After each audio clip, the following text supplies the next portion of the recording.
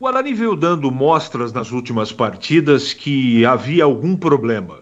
Como nitidamente há algum problema, não foi externado, você fica sem entender algumas coisas, né? Além de tudo que já foi falado, da escalação de começo, do comportamento individual de alguns jogadores, essa maneira de simplesmente não falar com ninguém após o jogo, como se a imprensa tivesse alguma culpa nisso, ou a torcida, porque nós somos aqui apenas um elo de ligação, né, entre os jogadores e a torcida.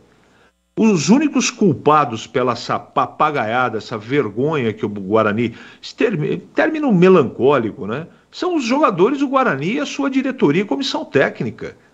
Ninguém tem mais culpa do que isso não, cara. Esses são os responsáveis.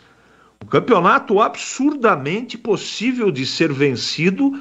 O Guarani tinha todas as condições, apesar de não ter montado, eu me lembro bem no início da Série B, o Guarani não montou um time para subir.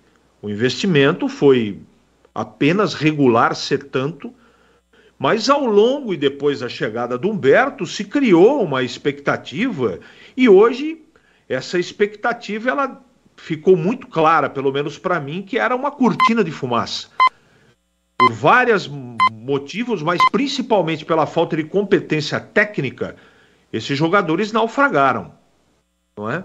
Partida contra o Botafogo, inúmeras partidas, Juventude, a gente pode pegar aqui umas 5, 6 no mínimo, para externar a incompetência desse time.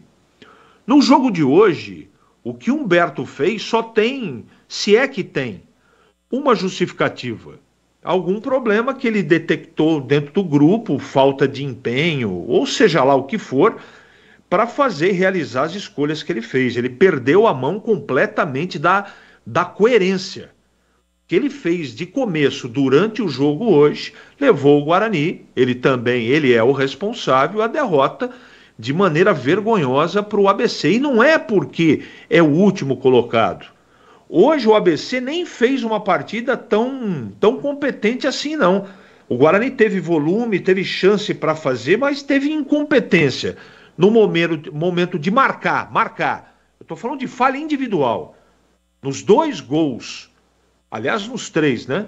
Nos 2 primeiros, falha individual e gritante do Lucão, e no terceiro, o Pegoraro tomou uma bola que era absolutamente defensável, apesar do contra-ataque.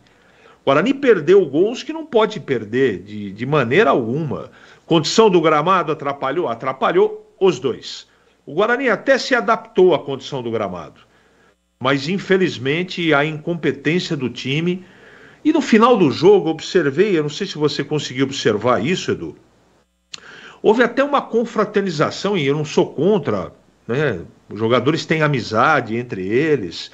Mas eu vi após a partida jogador, eu não vou citar nome aqui para não jogar gasolina no fogo, tá? Eu vi jogadores do Guarani rindo, entendeu? Abraçando, confraternizando, como se nada tivesse acontecido.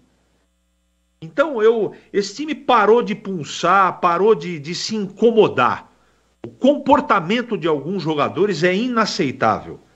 Mudou completamente de um determinado ponto para cá. Então, não dá muito para discutir a vitória do ABC.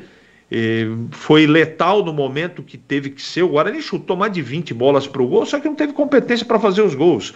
Não vamos discutir. Foi uma grande confusão. O técnico errou do começo ao fim.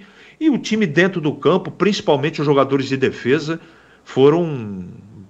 tiveram um comportamento vergonhoso. Uma pena, viu? Uma pena terminar desta maneira. Uma pena, a torcida do Guarani não merece isso. É uma pena de verdade. Podia brigar até a última rodada, mas infelizmente, por causa dos jogadores, o Guarani termina, Edu, a sua participação da Série B de maneira muito triste e melancólica.